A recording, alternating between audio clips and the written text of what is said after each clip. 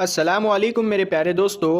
آج آپ سبھی کے لیے پیارے آقا سرور کائنات حضرت محمد مصطفیٰ صلی اللہ تعالی علیہ وسلم کے حوالے سے پیارے آقا کا ایک ایسا معجزہ لے کر آیا ہوں، ایک ایسا واقعہ لے کر آیا ہوں کہ جس کو سننے کے بعد یقیناً آپ کی روح کانپ جائے گی۔ اور جو یہ بات کہتے ہیں کہ ہم غریب ہیں، انہیں معلوم پڑے گا کہ غریب ہونے کا کتنا بڑا فائدہ ہے اور امیر ہونے کا کتنا بڑا نقصان ہے۔ کس طریقے سے امیری حضور صلی اللہ تعالی علیہ وسلم کو ناراض کر دیتی ہے، کس طریقے سے امیری ایمان کو چھین لیتی ہے، کس طریقے سے امیری جہنم کی طرف لے جاتی ہے۔ تو میرے پیارے مسلمان بھائیوں، آج ان صحابی کے حوالے سے واقعہ سنانے جا رہا ہوں جن کا نام حضرت ثعلبہ رضی اللہ تعالی عنہ ہے۔ آپ سبھی کو بتا دوں، جب پیارے آقا نے دین کی دعوت دی، یعنی لوگوں کو اللہ کی طرف بلایا، جب وہ مذہب اسلام کے اندر آئے، ایمان والے ہوئے، تو ان لوگوں میں زیادہ تر جو نام رکھے گئے وہ عبد الرحمن تھے یا عبداللہ تھے۔ اس کے علاوہ اور بھی بہت سارے ایسے نام تھے جن ناموں کو بہت سارے لوگوں نے رکھ لیا۔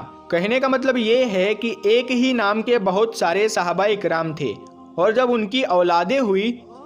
تو اسی طریقے سے بہت سارے صحابہ اکرام کے جو بیٹے کے نام تھے وہ ایک جیسے تھے۔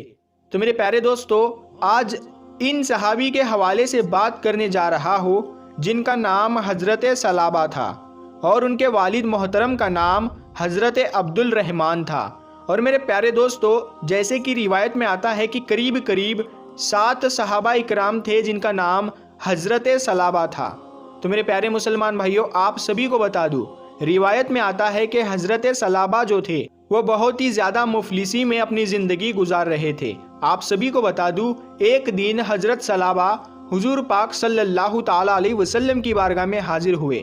اور آقا صلی اللہ تعالی علیہ وسلم سے یہ بات کہنے لگے، حضور میں بہت ہی زیادہ غریب ہوں، میری حالت بہت ہی زیادہ خراب ہے، میں بہت ہی زیادہ مفلسی کے اندر اپنی زندگی گزار رہا ہوں، آپ اللہ کی بارگاہ میں دعا کر دیجئے کہ میں مالدار ہو جاؤں تاکہ میری جو مفلسی ہے وہ ختم ہو سکے اور میں دین کی خدمت کر سکوں، اسی مال و دولت سے میں دین کی اور اپنے لوگوں کی خدمت کر سکوں، میں بھی وقت کے ساتھ زکوٰۃ کی ادائیگی کر سکوں۔ تو میرے پیارے دوستو، حضرت ثعلبہ کی آواز سننے کے بعد پیارے آقا نے فرمایا، اے ثعلبہ، غریبی ہی بہتر ہے۔ میرے پیارے دوستو، اس بات کو سننے کے بعد ثعلبہ جو تھے وہاں سے چلے گئے، لیکن پھر ایک دن اچانک وہ آئے اور آ کر یہ بات کہنے لگے،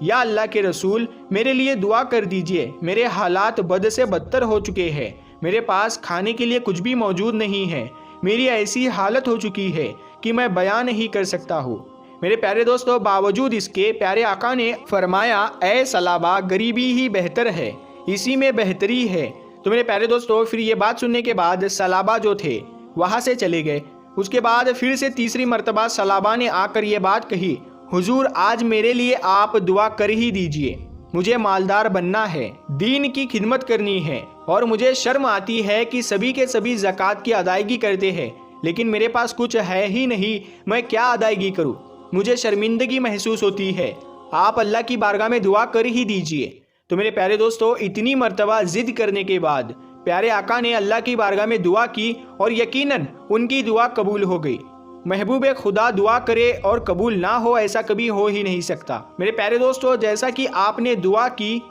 فوراً ہی آپ کی دعا قبول ہو گئی۔ آپ سبھی کو بتا دوں، حضرت ثعلبہ کے پاس ایک بکری تھی، لیکن جب محبوب خدا نے دعا کی تو اسی ایک بکری سے 4 بکریاں ہو گئی اور 4 بکری سے پھر اور بکریاں ہوئی۔ اسی طریقے سے تیزی کے ساتھ نسلیں بڑھنے لگی اور کچھ ہی دنوں کے اندر ان کی حالت بہت ہی بہتر ہو گئی، یہاں تک کہ حضرت ثعلبہ کے پاس اتنی بکریاں ہو گئی کہ کئی میلوں تک بکریاں ہی بکریاں ان کی نظر آیا کرتی تھی۔ اس کے بعد جب ان کا کام اور بڑھنے لگا تو میرے پیارے دوستو، انہوں نے بکریوں کو بیچ کر اونٹ اور گائے اور بہت سارے مویشیوں کو خرید لیا اور پھر ان کو پالنے لگے۔ اسی طریقے سے ان کا جو کاروبار تھا وہ بہت ہی زیادہ بڑھ گیا، یعنی کہنے کا مطلب یہ ہے کہ وہ بہت ہی زیادہ مالدار ہو گئے۔ میرے پیارے دوستو، یہ ہمارے پیارے آقا کا معجزہ ہی تھا جس کو سمجھنا یقیناً ناممکن ہے۔ بے شک میرے پیارے دوستو، یہ جو مال و دولت ہے یہ اللہ کی نعمت ہے، کسی کو اللہ زیادہ دیتا ہے تو کسی کو کم دیتا ہے۔ بہت سے اللہ والے ہوتے ہیں جو اللہ کی راہ میں خیرات کرتے جاتے ہیں، ان کے پاس جتنا بھی مال و دولت آتا ہے وہ دھیرے دھیرے کر کے نکالتے بھی رہتے ہیں، خیرات بھی کرتے رہتے ہیں، صدقہ بھی نکالتے رہتے ہیں کہ جس کی وجہ سے ان کی مال و دولت جو ہوتی ہے وہ کبھی کم نہیں ہوتی ہے اور اللہ بھی راضی رہتا ہے۔ لیکن حضرت ثعلبہ کے ساتھ ایسا نہیں ہوا۔ جب ان کے پاس مال و دولت آئی تو وہ اللہ کی یاد سے غافل ہونے لگے، یہاں تک کہ پیارے آقا کی بارگاہ میں آ کر بیٹھا کرتے تھے، لیکن جب لین دین کا معاملہ سامنے آ گیا تو وہ آقا سے دوری بنانے لگے، یہاں تک کہ پہلے 5 وقت کی نماز کو ادا کرتے تھے، پھر کام کے اندر اتنا زیادہ کھو گئے کہ دن میں صرف 1 یا 2 نماز ادا کرنے لگے، یہاں تک کہ ان کی ایسی حالت ہو گئی کہ انہوں نے مدینہ منورہ سے باہر اپنا ٹھکانہ بنا لیا۔ میرے پیارے دوستو، اس کے بعد ہوا یہ کہ وہ صرف اور صرف جمعے کی نماز ادا کرنے لگے، یعنی 5 وقت کی جو نماز تھی اس کو چھوڑنے لگے، صرف دولت آنے کی وجہ سے۔ تو میرے پیارے دوستو، جو یہ بات کہتے ہیں کہ ہم تو غریب ہیں، ہمارے حالات بہت ہی زیادہ بد سے بدتر ہے، تو یقیناً انہیں سبق حاصل کرنا چاہیے اس چیز سے کہ کس طریقے سے دولت جو ہوتی ہے وہ یقیناً سکون کو چھین لیتی ہے، کس طریقے سے دولت جو ہوتی ہے وہ اللہ کی یاد سے غافل کر دیتی ہے، کس طریقے سے دولت جو ہوتی ہے وہ بے نمازی بنا دیتی ہے۔ اور یہاں تک کہ آپ سبھی کو بتا دوں، غریب ہوں گے ان کا آخرت میں حساب جو ہوگا وہ بہت ہی جلدی ہو جائے گا، کیونکہ ان کے پاس کچھ ہوگا ہی نہیں دکھانے کے لیے۔ کہنے کا مطلب یہ ہے کہ جو مالدار ہوں گے ان کو حساب دینا پڑے گا ایک ایک چیز کا، کہ جس کی وجہ سے ان کے حساب کتاب ہونے میں بہت وقت لگ سکتا ہے۔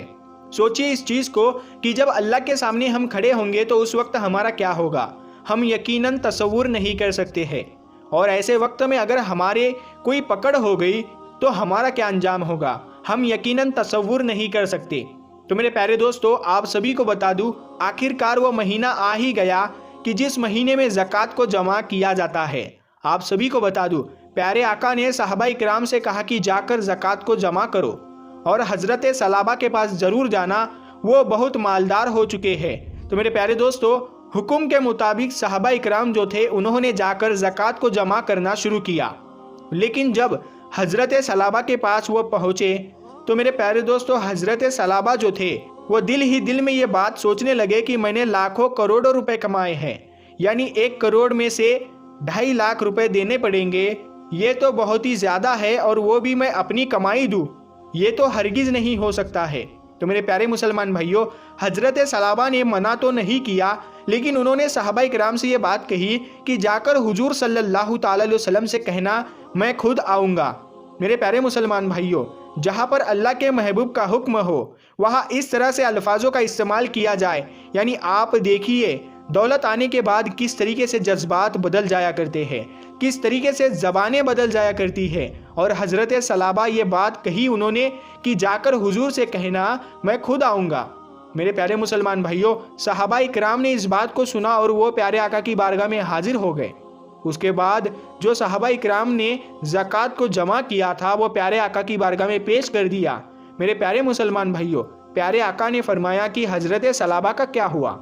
تو میرے پیارے دوستو، اس کے بعد صحابہ کرام نے فرمایا کہ اللہ کے رسول انہوں نے یہ بات کہی ہے کہ جاؤ حضور سے کہہ دینا میں خود آؤں گا۔ تو میرے پیارے دوستو، صحابہ کرام نے صرف اتنا ہی کہا تھا کہ پیارے آقا نے فرمایا وہ ہلاک ہو گیا، اور اتنا ہی کہنا تھا کہ پیارے آقا کی آنکھوں میں آنسو آ گئے، اور صحابہ کرام جو وہاں پر موجود تھے، چاہے وہ مولا علی ہو یا عمر رضی اللہ تعالیٰ عنہ ہو، سبھی نے اس چیز کو دیکھا کہ پیارے آقا کی آنکھوں میں آنسو آ گئے۔ تو میرے پیارے دوستو، کچھ وقت گزرنے کے بعد حضرت ثعلبہ کو اس چیز کا احساس ہوتا ہے کہ انہوں نے بہت بڑی غلطی کر دی، یعنی ابھی تک زکوٰۃ نہیں دی، اور صحابہ کرام آئے تھے میرے پاس زکوٰۃ لینے کے لیے، اور میں نے ان سے یہ بات کہہ دی کہ میں خود آؤں گا۔ تو اس چیز کے اوپر بہت ہی زیادہ شرمندہ ہو گئے، دل ہی دل میں ان کو اس چیز کا احساس ہو گیا کہ انہوں نے غلطی کی ہے۔ تو میرے پیارے دوستو، جب انہوں نے اس چیز کا خیال کیا کہ میں اپنے پرانے دین کو بھول چکا تھا، یعنی میں پہلے غریب تھا، پیارے آقا نے میرے لیے دعا کی تھی، تبھی جا کر میں اتنے بڑے مقام پر آیا، اور میرے ایسے الفاظوں کا استعمال کرنا جس سے حضور پاک صلی اللہ تعالی علیہ وسلم ناراض ہو گئے ہو۔ تو میرے پیارے دوستو، اتنا سوچتے ہوئے وہ پیارے آقا کی بارگاہ میں حاضر ہوئے، اور آ کر آقا سے یہ بات کہنے لگے اس دن میں نے کہا تھا نا کہ میں ضرور آؤں گا۔ تو میرے پیارے دوستو، اتنا ہی سننا تھا کہ پیارے آقا نے فرمایا کہ لے جاؤ اپنے مال کو۔ تو میرے پیارے دوستو، حضرت ثعلبہ جو تھے وہ بہت ہی زیادہ منتیں کرنے لگے، لیکن حضور صلی اللہ تعالی علیہ وسلم نے اپنی نظریں پھیر لی اور جس کی طرف سے حضور نظریں پھیر لیتے ہیں نا وہ یقیناً برباد ہو جایا کرتا ہے۔ تو میرے پیارے دوستو، جب حضور نے حضرت صلابہ کی طرف سے نظریں پھیر لی تو صحابہ اکرام جو تھے ان کی آنکھوں میں آنسو آ گئے، کیونکہ وہ ان کے ہی ساتھی میں سے تھے، اور اگر حضور کسی کی طرف سے نظر پھیر لیتے ہیں تو یقیناً وہ برباد ہو جاتا ہے۔ میرے پیارے دوستو، صحابہ اکرام کی زبان سے بھی، یعنی حضرت علی ہو یا عمر فاروق رضی اللہ تعالیٰ عنہ ہو، یہ کوئی بھی صحابہ اکرام ہو جو بھی وہاں موجود تھے، ان سبھی کے زبان سے یہ بات جاری ہو گئی کہ افسوس، یہ ہلاک ہو گیا۔ تو میرے پیارے دوستو، ساری زندگی حضرت صلابہ اس چیز کو لے کر افسوس کرتے رہے، دولت کی وجہ سے حضور ناراض ہو گئے۔ میرے پیارے مسلمان بھائیوں، ہر وقت وہ روتے رہتے، لیکن ساری زندگی حضور نے اس مال کو قبول نہیں کیا، یہاں تک کہ ایک مرتبہ مدینے کے اندر بھوک مری آ گئی، یعنی قحط پڑ گیا، اور پیارے آقا نے حضرت بلال سے بھی یہ بات کہی کہ تم بھی کچھ دو، اور حضرت بلال رضی اللہ تعالیٰ عنہ ایک سوکھے کھجور لے کر آئے تھے، اس کھجور کو قبول کر لیا گیا۔ لیکن دوسری طرف حضرت صلابہ کی جو دولت تھی وہ پڑی ہوئی تھی، اسے کوئی پوچھنے والا نہیں تھا، اور حضور نے اس وقت اس دولت کو قبول نہیں فرمایا۔ جب پیارے آقا حضرت محمد صلی اللہ تعالی علیہ وسلم کا وصال ہو گیا، یعنی جب آپ نے پردہ فرما لیا، تو میرے پیارے دوستو اس کے بعد حضرت صلابہ جو تھے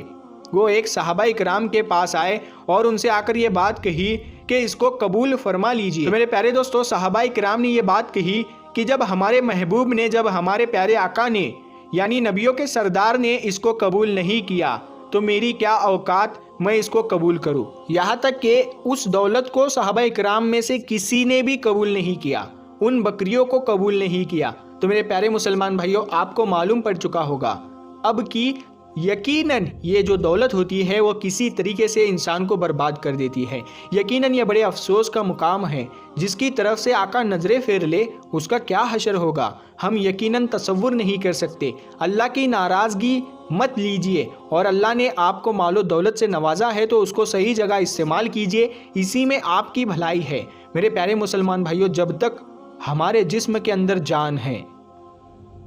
تب تک یہ دولت رہتی ہے، اس کے بعد اس کو پوچھنے والا کوئی نہیں ہوتا،